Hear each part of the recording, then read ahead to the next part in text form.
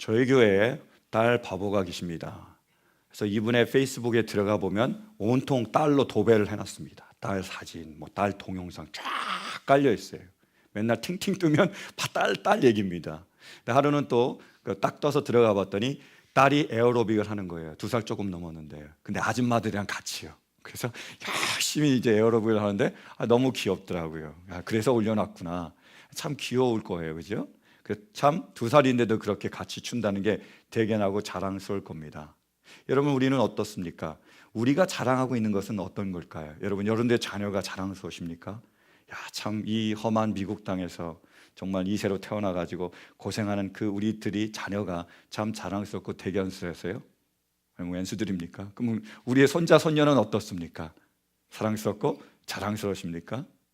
아니면 우리가 자랑하고 있는 게 뭐죠? 우리의 외모요? 제가 보면 딱 눈에 띄는 정말 외모를 자랑할 많은 분들이 계시는데 그 외모가 자랑스러우세요? 아니면 우리의 학력과 아니면 우리의 재력과 우리의 능력을 우리가 자랑하고 있습니까? 오늘 본문 말씀에 보면 바울 사도가 나옵니다. 그럼 바울 사도는 과연 무엇을 자랑하고 있을까요? 한번 보시겠어요? 16절이요. 내가 복음을 부끄러워하지 아니하노니 이 복음은 모든 믿는 자에게 구원을 주시는 하나님의 능력이 됨이라. 첫째는 유대인에게요 또한 헬라인에게로라.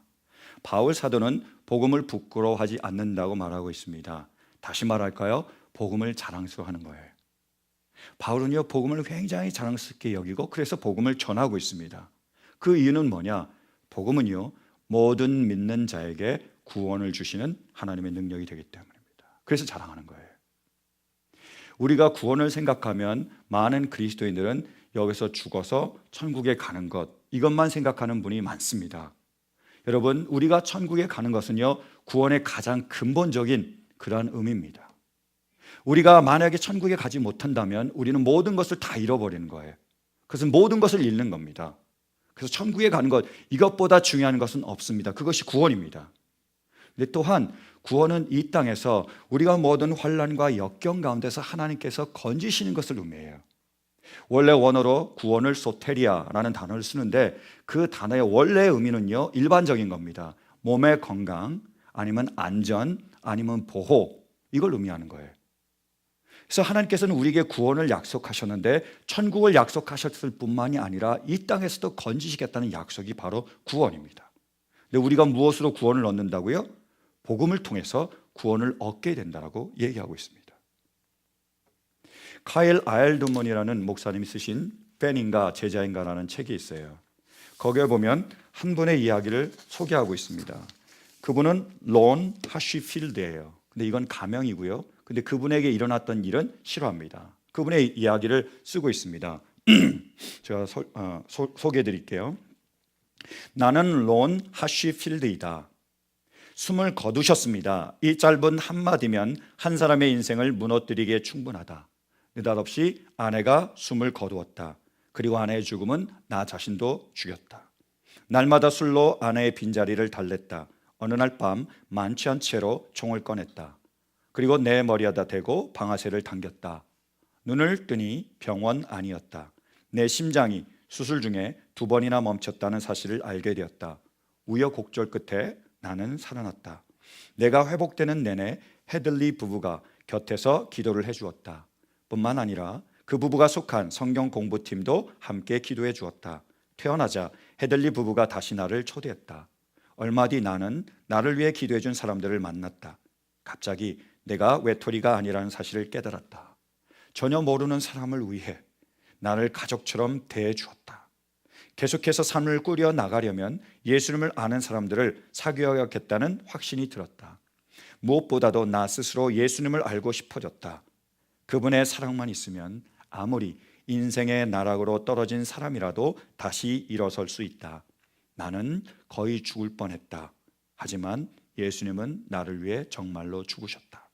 이제 나는 매일 예수님을 위해 내 삶을 내려놓으면서 하루를 시작한다. 이 사람이 절망 가운데서 그 구렁텅이에서 나올 수 있는 것은 복음 때문이었습니다. 예수님 때문이었어요. 복음은요 우리를 구원하시는 하나님의 능력이 됩니다. 믿으십니까? 우리 한번 외쳐볼까요? 복음은 하나님의 능력입니다. 복음은 하나님의 능력입니다. 이 능력이 우리를 구원할 수 있게 되길 간절히 축원합니다. 근데 어떻게 하나님께서 그것을 통해서 우리를 구원하실까요? 17절에 설명이 나오고 있습니다. 보실까요? 17절이요. 복음에는 하나님의 의가 나타나서 믿음으로 믿음에 이르게 하나니 기록된 바 오직 의는 믿음으로 말미암아 살리라 함과 같으니라. 아멘. 복음에는요 하나님의 의가 나타나요. 네, 하나님의 의는요 둘로 나눌 수 있습니다. 어떻게 나누죠? 하나님 의예요. 하나님과 공의입니다. 복음에는 공의가 나타납니다. 선악과를 따먹으면 정령 죽으라고 말씀하셨어요. 그럼 선악과를 따먹었으니까 정령 죽어야 됩니다.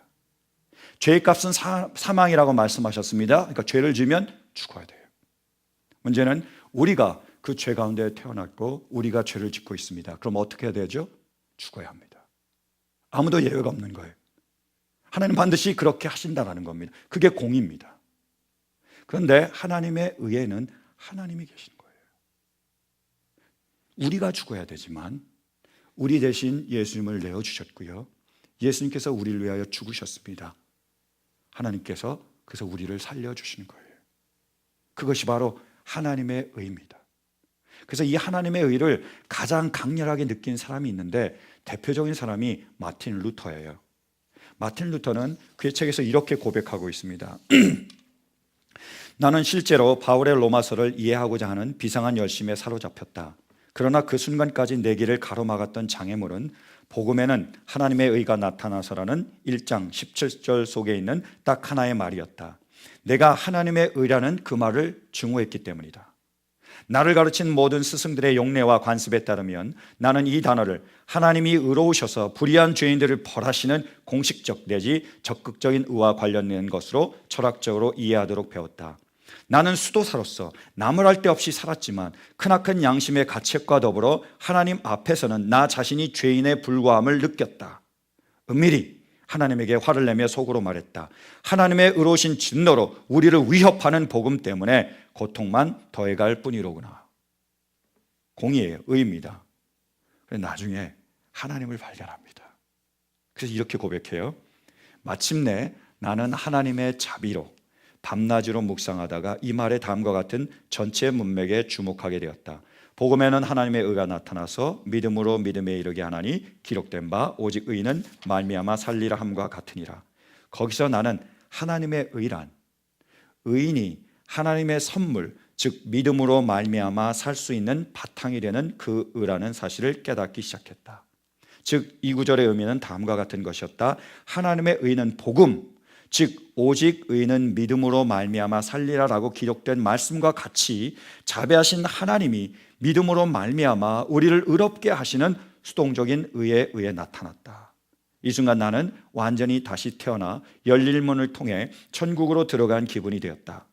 이제 나는 이전에 그토록 증오했던 하나님의 의라는 단어를 그 증오의 크기만큼이나 큰 사랑으로 찬미하게 되었다. 이렇게 해서 바울의 그 말이 내게는 실로 천국의 문이 되었다. 내가 죄로 인해서 죽을 수밖에 없었지만 누가요? 하나님께서요?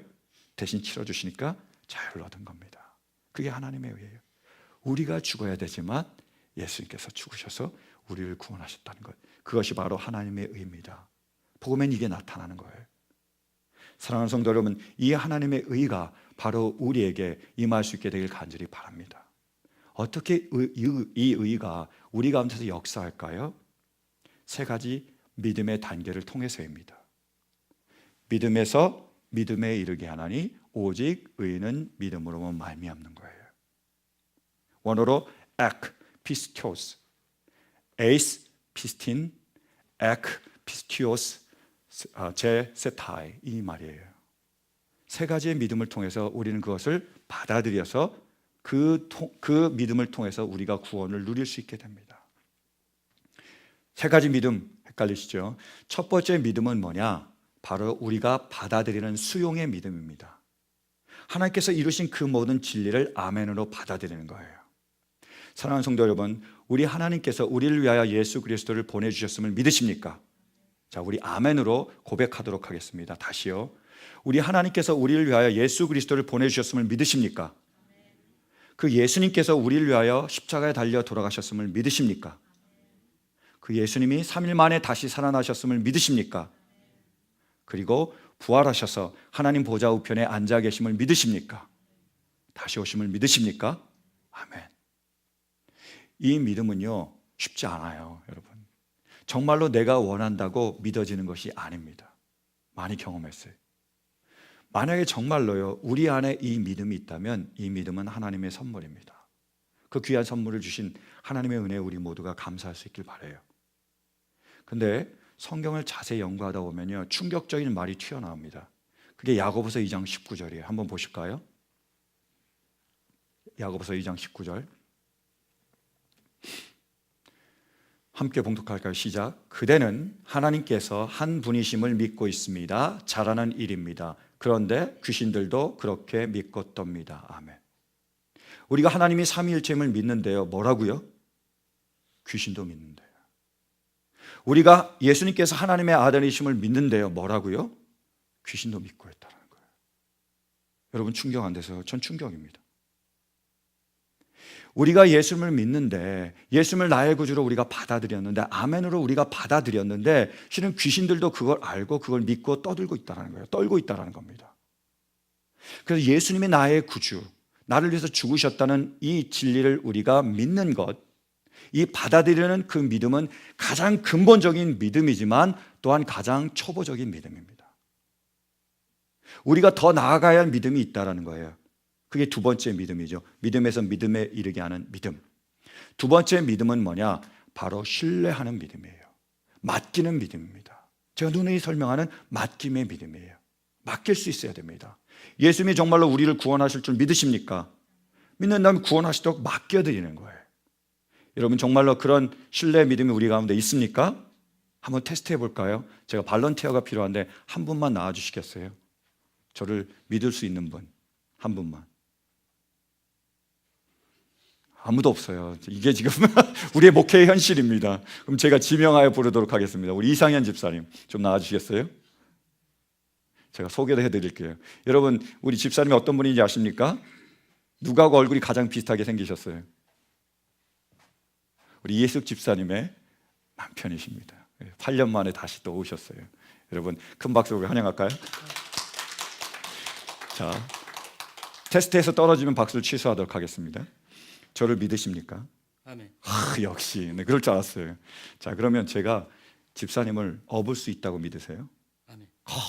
역시. 그럼 제가 한번 업어보도록 하겠습니다. 자, 업혀보시기 바랍니다. 자, 하나, 둘. 못 믿고 있어요. 자, 기분 좋으세요? 그만 내도록 하겠습니다. 엄청 무겁네요. 감사합니다. 우리 큰 박수 다시 한번 환영해 드리도록 하겠습니다. 네, 들어가셔도 됩니다. 여러분, 제가 아까 모셨습니다. 그래서 여쭤봤어요. 저를 믿느냐고, 제가 업을 수 있냐고 믿느냐고 물어봤어요. 어떤 분은 오셨는데 못 믿고 돌아가신 분이 계세요. 일부에는요. 말할 수는 있습니다. 내가 믿는다고. 근데 진짜 업히는 건요 위험해요. 아까 믿는다고 얘기했지만 잠깐 흔들리니까 흔들리시더라고요. 믿음이요. 그런 거예요. 우리가 정말로 예수님이 나를 구원하시다고 믿는다면 그 다음 뭐냐? 구원하시도록 맡겨드리는 신뢰의 믿음이 필요합니다. 그건 어려워요. 자, 제가 한번 말씀을 드릴까요? 여러분, 우리가 우리의 부모님과 우리의 자녀와 가족을 돌보고 있습니까? 어떠세요? 어려운 질문입니다. 우리는요, 지금 우리의 부모님을 돌보고 있습니다. 우리의 자녀들 돌보고 있고, 우리 성도님들을 돌보고, 이웃을 돌보고 있어요. 우리는 그러고 있어요. 그런데 우리가 그들을 돌보고 있는 걸까요? 아니에요. 하나님께서 우리를 통하여 그들을 돌보고 계십니다. 그게 맡김의 신앙이에요. 내가 더 나아가서 나만이 아니라 하나님께서 나를 통하여 다른 누구를 통해서도 돌보고 계시다는 것이 맡김의 신앙입니다. 예수님께서요 십자가에 달리셨습니다. 운명하시기 전에 자기의 제자인 요한을 부릅니다. 그리고 어머니 마리아를 가리켜요. 이렇게 말합니다. 요한아, 봐라, 네 어머니야. 그리고 마리아에게는 이렇게 얘기합니다. 여자여 보소서, 당신의 아들이니이다. 예수님께서 자기 어머니의 마리아를 제자인 요한에게 맡기는 거예요. 그리고 운명하셨습니다. 여러분, 만약에 예수님께서 내가 어머니를 돌봐야 된다고 생각을 했다면, 아니요, 나만 어머니를 돌볼 수 있다고 생각을 했다면, 그러면 예수님은 십자가를 지실 수 있었을까요? 아니면 어머니가 돌아가실 때까지 어머니 곁에 있었을까요? 그게 십자가입니다. 하나님은 우리에게 모든 것을 맡겨주셨어요. 맡김에 대한 신앙을 제가 설명을 해드릴 때 지난주에 그렇게 말씀드렸습니다. 소유격을 바꾸는 거라고요. My father, my mother, my children, my work, my church가 아닙니다. 그럼요, God's father, God's mother, God's children, God's work, God's family, God's church가 되는 거예요. 하나님께서 맡겨주신 겁니다. 우리의 부모님을요, 우리의 아들, 딸들을요, 우리의 일을요, 우리의 교회를요. 하나님의 일이기에 우리가 최선을 다해서 그것을 감당하는 거예요. 그러나 기억할 것은 그 모든 것을 돌보시고 지키시고 이끄시는 분이 누구시라고요? 하나님이십니다. 그 맡겨드리는 거예요. 그래서 어렵다라는 거예요. 제가 잘 아는 목사님이 계세요. 이 목사님은 고등학교 때 성경을 읽다가 예수님을 영접하셨습니다. 그래서 목사가 되기로 결심을 하셨어요. 그래서 일반 대학을 그냥 들어가서 공부를 하고 그 다음에 신학을 공부하기 위해서 미국으로 유학 오려고 계획을 세웠습니다. 그런데 문제 하나가 있었어요. 장남이었습니다. 여동생 둘밖에 없었어요. 가정을 꾸려야 되잖아요. 부모님이 그때까지 고생하셨는데 훌쩍 떠나버리면 어떻게 됩니까? 다시 돌아올지 장담도 못하는데요. 마음의 짐이 됐습니다. 어떻게 할까? 기도했습니다. 어떻게 합니까? 제가 우리 부모님을 돌보기 위해서 남아있어야 됩니까? 좀 더 기다려야 됩니까? 아니면 제가 지금 신학을 공부하러 미국으로 가야 됩니까? 기도했을 때 그 목사님이 받은 말씀이 마태복음 19장 29절 말씀이었습니다. 뭐냐? 너희가 나를 위하여 내 집이나 내 형제나 내 자매나 내 아버지나 어머니나 내 전투를 벌이면 이 땅에서 여러 배나 받고 영생을 받게 될 것이다. 이 말씀을 받았어요. 그 목사님이 그걸 묵상하다가 이렇게 생각을 했습니다. 아, 이것은 양적인 축복뿐만이 아니라 질적인 축복이구나. 내가 지금 이 자리에 남아서 부모님을 돌볼 수 있지만 내가 그 부모님조차 하나님께 맡긴다면 하나님께서 나보다 더 잘 돌봐주시겠구나 믿었습니다. 그래서요, 유학을 떠났어요. 공부를 했습니다. 학교를 졸업하고 목사 안수도 받고 목사가 됐어요. 그러면 이 목사님이 떠나고 난 다음에 그 부모님들은 어떻게 되셨을까요? 몇 년 뒤에 한국에서 여동생의 결혼식이 있었습니다. 그래서 이 목사님이 한국으로 가셨어요. 그래서 어머니를 봤더니, 아버지를 봤더니 부모님이 어떻게 반응하셨을까요? 이놈의 자식아, 어떻게 우리를 버리고 갈 수 있어? 이놈의 자식, 이 불효의 자식, 내가 어떻게 너를 키웠는데 그렇게 하셨을까요? 아니에요. 아들이 용하게 대학원을 다 졸업하고 목사가 됐다고 너무 기뻐하시고 너무 자랑스럽게 여기셨답니다. 맡김입니다. 우리가 하는 게 아니고요, 하나님께서 우리를 통해서 하시는 거예요. 우리가 맡겨준 한 우리는 최선을 다해서 그 일을 감당합니다. 그러나 기억할 것은 누구든지 하나님께서 선택하시면 맡겨드리는 거예요. 그렇게 예수님은 십자가에 달려 돌아가실 수 있었습니다. 만약 예수님이 끝까지 나만 할 수 있다고 생각했다면 예수님은 어떻게 십자가를 지시겠어요? 그거 십자가입니다. 그게 맡김의 신앙이에요. 여러분, 정말로 하나님께서 우리가 그분께 맡겨드렸을 때 이 모든 것을 담당해 주실 줄로 믿으십니까? 우리의 부모님을, 우리의 자녀들을, 우리의 가정과 우리의 직장과 이 교회를 하나님께서 그 누구보다도 우리보다도 더 잘 지키시고 이끌어 가실 줄로 믿으십니까? 그렇다면 그분께 맡겨드릴 수 있게 바랍니다. 그래야 우리가 구원을 누릴 수 있습니다. 세 번째로 믿음이 뭐죠? 사는 믿음입니다. 그 믿음이 있다면 그 믿음대로 살아가는 거예요. 이 세 번째 단계의 믿음을 저는 미래를 현재로 당기는 믿음, 혹은 이 땅에서 하늘나라를 사는 믿음이라고 부릅니다. 그런 의미를 이 믿음이 가지고 있는 거예요. 바울 사도가 얘기했습니다. 오직 의인은 믿음으로 말미암아 살리라. 성경 구절에 이르기를 이렇게 나왔어요. 그럼 바울 사도는 이 성경 구절 오직 의인은 말미암아 살리라라는 그 구절을 어디에서 인용을 했을까요? 하박국 2장입니다. 한번 보실까요? 하박국 2장 3절 4절이요. 이 묵시는 정한 때가 되어야 이루어진다. 끝이 곧 온다는 것을 말하고 있다. 이것은 공연한 말이 아니니 비록 더디더라도 그때를 기다려라. 반드시 오고야 만다. 늦어지지 않을 것이다. 마음이 한껏 부푼 교만한 자를 보아라. 그는 정직하지 못한다. 그러나 의인은 믿음으로 산다. 오직 의인은 말미암아 살리라 라고 말씀하셨는데 바로 저기에서 나온 거예요. 근데 그 배경을 보면 정말 이해가 안 되는 부분이 있습니다. 여기 묵시 예언이라고 나오는데 어떤 예언이었느냐? 지금 남유다가 죄를 범했습니다. 하나님께서 바빌로니아를 보내시겠다는 거예요. 강대국을요. 그래서 유다를 멸망시키겠다는 거예요. 그리고 유다의 너희 모두를 바빌로니아로 끌고 가. 그게 배경입니다. 그게 예언이에요. 여러분 망하는 거예요. 포로로 잡힙니다. 거기에 매여 있는 거예요. 근데 그 상황에서 뭐라고요? 믿음으로 산대요. 너무 다르지 않습니까? 어떤 의미일까요? 우리는 이해가 안 되지만 그때의 유다 백성들은 어떤 의미인지 정확히 알았습니다. 뭐냐? 비록 지금 우리가 죄악 때문에 바벨로니아의 침공을 받고 예루살렘이 무너지고 우리가 포로로 잡혀가게 돼서 바빌로니아에서 노예 생활을 하지만 뭐요? 하나님은 우리의 구원이시다. 하나님은 반드시 우리를 건지실 것이다. 그 믿음을 그들이 붙잡았다는 거예요. 그러니까 지금은 힘들지만, 지금은 어렵지만, 지금은 절망적이지만, 지금은 가슴 아프지만 언젠가 하나님의 때에 하나님이 우리를 구원하실 거니까 그 희망을 가지고 그 소망을 가지고 하루하루 버텨나가며 살아나가는 겁니다. 그리고 그들이 그 믿음을 끝까지 붙잡았을 때 어떻게 됐죠? 하나님께서 그분의 약속대로 그들을 바빌론의 손에서 건져내셨습니다. 다시 가나안 땅으로, 그 약속의 땅으로 돌아오게 하셨어요. 이 의미가 의인은 믿음으로 말미암아 살리라라는 의미입니다.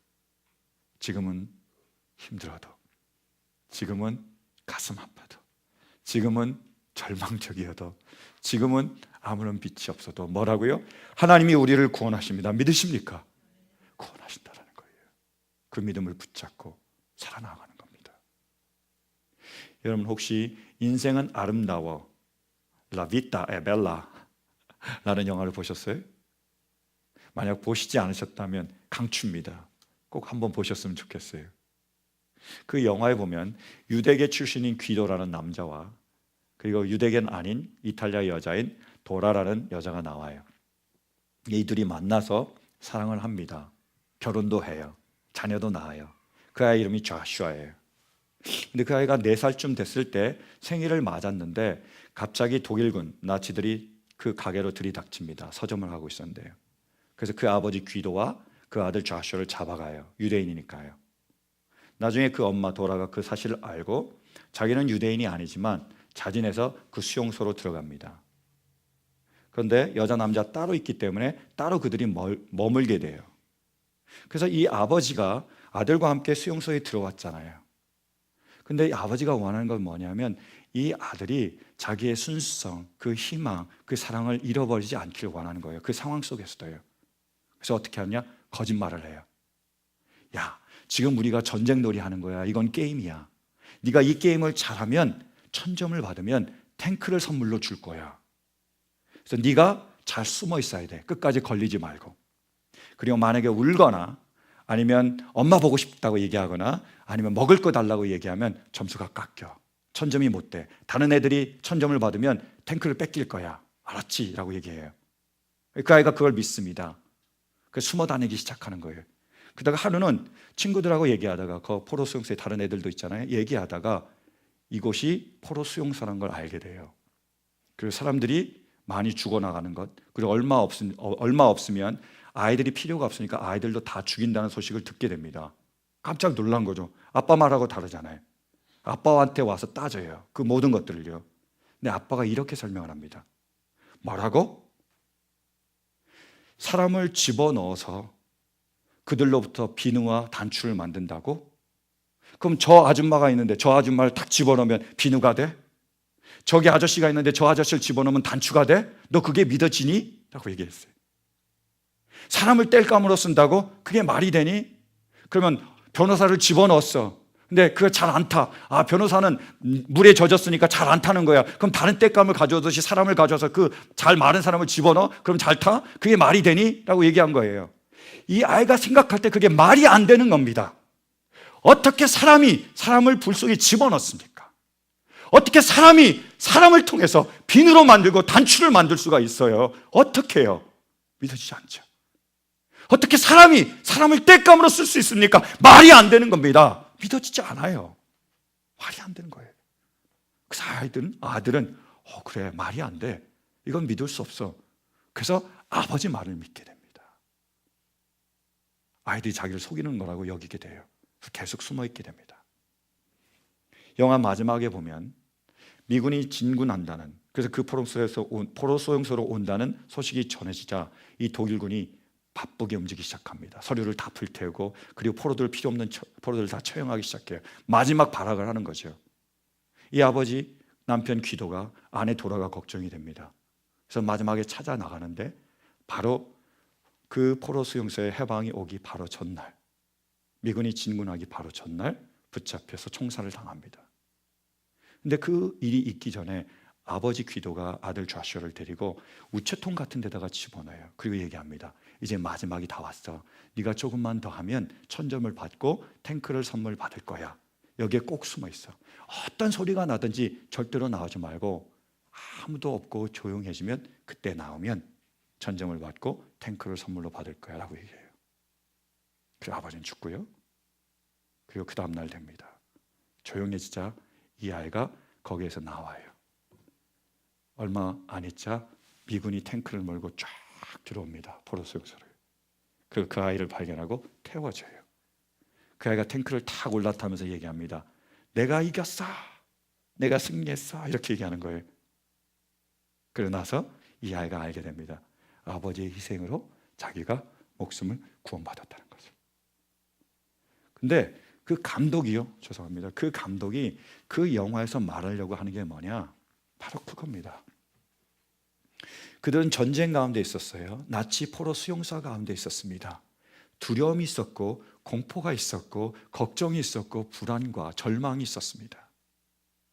근데 이 아이는요, 그 가운데서 아버지의 말을 믿었습니다. 그래서 그 모든 어둠이, 그 절망이 이 아이를 점령하지 못한 거예요.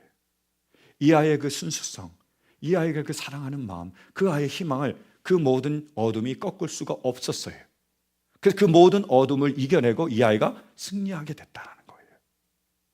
그래서 그 영화의 제목이 바로 전쟁 이야기, 2차 대전 이야기고 포로 수용소 이야기였지만 뭐라고요?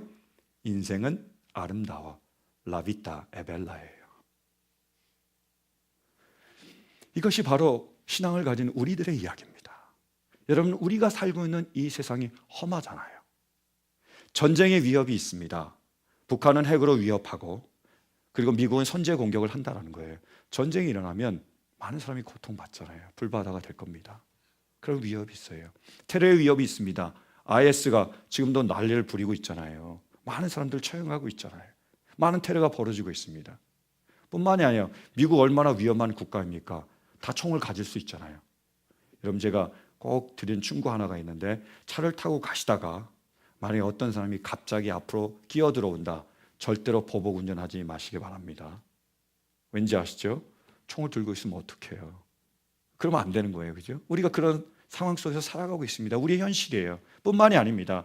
날마다 우리의 삶 속에 우리는 재정적으로 걱정하고, 직장 때문에 걱정하고, 자녀 때문에 걱정하고, 건강 때문에 걱정하고, 이렇게 하면 어떻게 되나, 저렇게 하면 어떻게 되나 두려워하며 불안해하고 있습니다. 우리에게 믿음이 있지 않습니까? 어떤 믿음이요? 하나님이 구원주하시는 믿음이 있지 않습니까? 말씀하셨잖아요. 내가 너희를 구원했다고요. 예수님을 통해서요. 여러분, 정말로 믿으십니까? 하나님께서 우리를 구원하실 것을 믿으십니까? 우리의 상황이 아무리 힘들고 아무리 어렵더라도 하나님이 우리의 구원자가 되시기에 하나님의 때에 하나님의 방법으로 우리를 반드시 구원하실 것을 믿으십니까? 믿으십니까?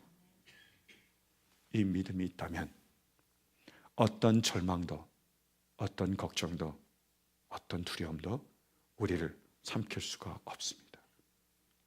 우리는 구원에 대한 희망과 소망과 믿음으로 그 모든 것을 견뎌내며 이겨낼 줄로 믿습니다. 마침내 이스라엘 백성들을 그 믿음에 따라 바빌론에서 건져냈던 것처럼 조슈아를 그 포로 수용소에서 건져내셨던 것처럼 하나님께서 우리를 반드시 그 어둠에서, 그 절망에서, 고난에서 건져내실 줄로 믿습니다. 간절히 원하는 것은 우리가 이 믿음을 다시 한번 굳게 붙잡을 수 있게 되길 간절히 바랍니다. 지금 힘드시지만, 지금 어렵지만, 지금 걱정이 되고, 지금 두려움이 있지만 하나님을 믿기에, 아버지의 구원을 믿기에 끝까지 견뎌내는 우리 모두가 되시길 간절히 바랍니다. 하나님은 반드시 우리의 믿음을 통하여 우리를 건져내실 줄로 믿습니다. 복음은 모든 믿는 자에게 구원을 주신 하나님의 능력입니다. 이 능력이 믿는 우리에게, 우리가 믿기에 살아서 역사할 수 있게 되기를 간절히 축원합니다. 우리 함께 기도